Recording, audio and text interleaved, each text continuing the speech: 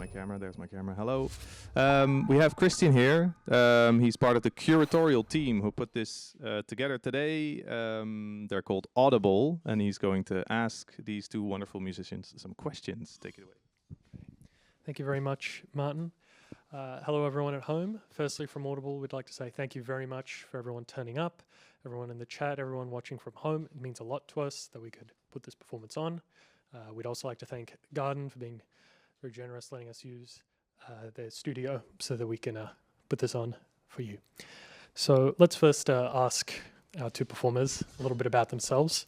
We'll start over here with our man.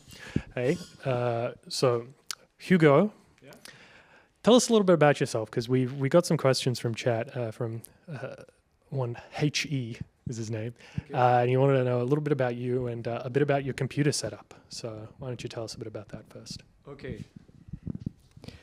Okay, so about the computer setup, I would say that is the main core of this set. Indeed, with my computer, I have one microphone over here, and with this mic, I process live Mees drumming. And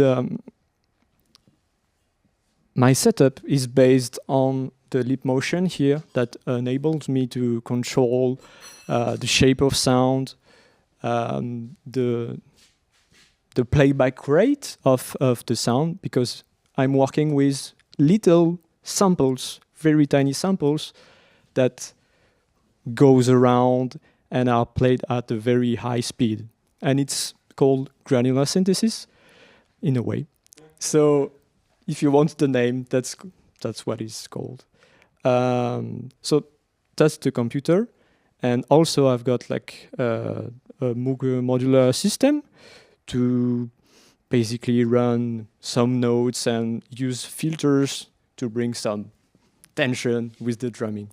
So that's what I can say about my setup. Okay. Yeah, very cool. You're also our connection to another very crucial member of this project. DC Kathy asked, who does the visuals? And we were wondering if you could tell us a bit about our man in France who's doing these improvisational visual effects, Raphael Morel. Yeah. First, shout out to Raphael. Yeah. He has done like a really beautiful job straight from Paris, because he's now, for this live, he was sending live visuals, and in a way, he can be considered as a musician because he was improvising with visuals in real time.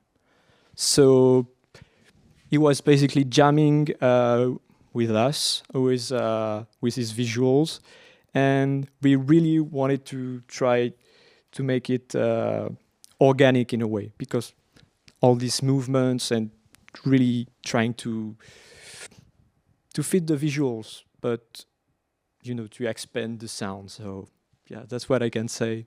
And I guess he's pretty happy with the result. I'd certainly be if I was him. Let's then go to the other part of our dynamic trio. I wonder where he is. Oh my God, it's Mees Siderius.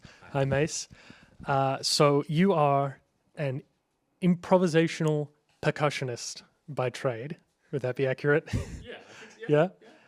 So I say percussionist, not drummer, because we've clearly got a lot of stuff going on here beyond the range of a hi-hat and a couple toms. So why don't you tell us a little bit about yourself and your setup here? Okay. Well, yeah. Hi, I'm Mees. I'm from the Netherlands. Yeah. As you said, I see myself more as a percussionist nowadays, because I'm really into making sounds and getting sounds from all these different percussion objects that are available, which is very, very fun to do. And it's even more fun when somebody with a very talented skill, set of ears, and a very good knowledge of the computer can process this stuff and mirror me, let's say, so that I can hear my sounds back, and it's really fun.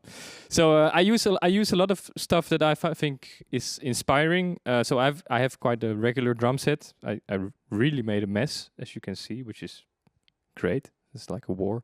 But I'm into a lot of like bells and to these are like rototoms from the 80s, but then destroyed, and they sound beautiful like this.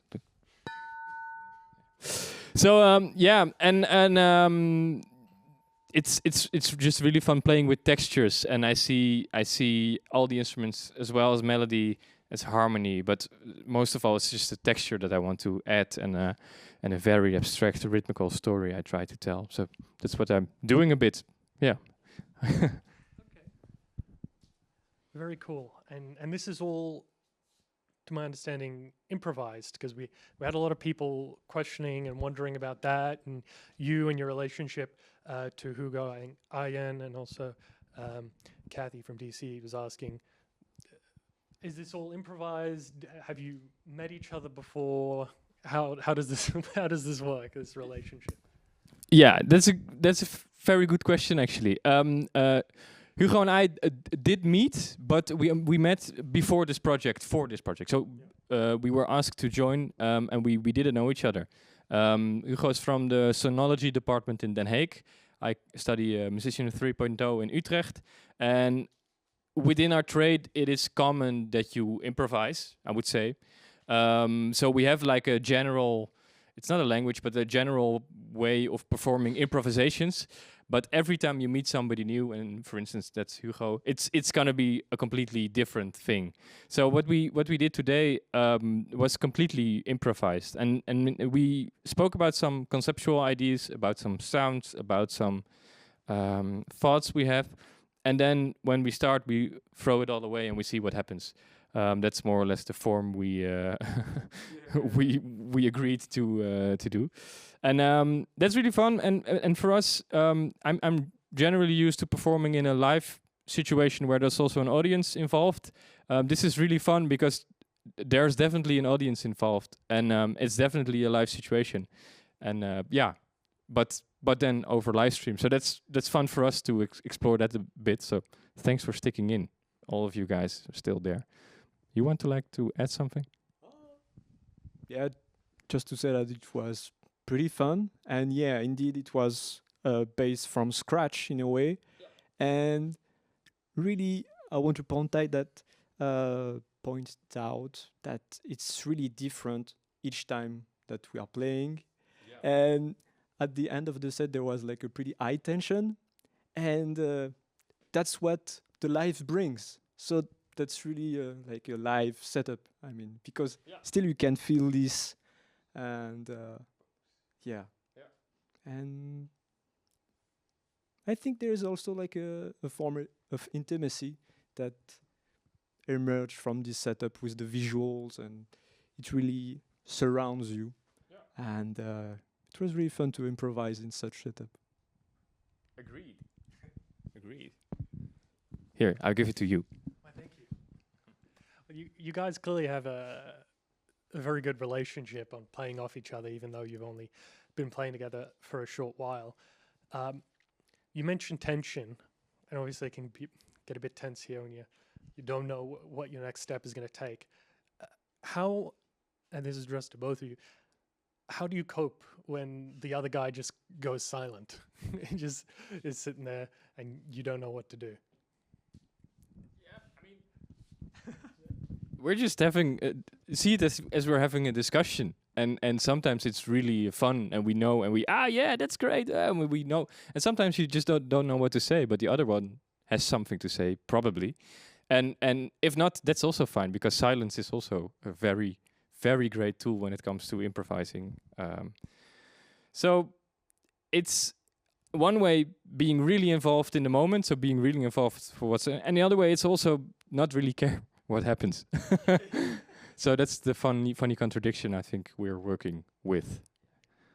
I mean, we're talking a lot. Maybe we should, yeah. I mean, were there any other questions also, or we did have one quick last question, and then we'll have to wrap up. Aichi asked, "Who do you take inspiration from?" That's for you. in a word, what do?